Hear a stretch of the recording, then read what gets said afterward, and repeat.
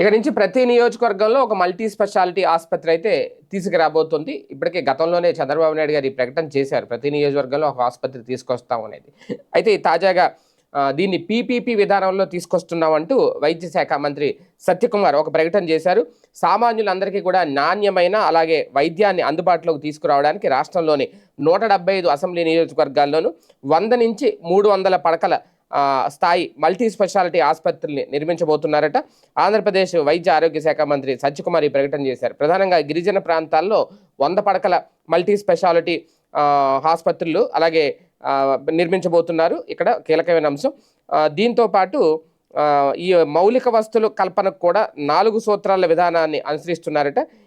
ఏడాదిలోనే కింది నుంచి పై స్థాయి వరకు 2500 ఉద్యోగ ఖాళీలను కూడా భర్తీ చేస్తున్నట్లు చెప్పారు. కేంద్ర ప్రభుత్వం 24 క్రిటికల్ కేర్ బెడ్స్ మంజూరు చేస్తే వాటికి రాష్ట్ర వాటా ఇవ్వకుండా 5 ఏళ్లుగా గతంలో జగన్మోహన్ రెడ్డి హయాంలో వదిలేశారు అనేది. కూటమి ప్రభుత్వం రాగానే రాష్ట్ర వాటా కింద 62 కోట్ల రూపాయలు వెచ్చించారట.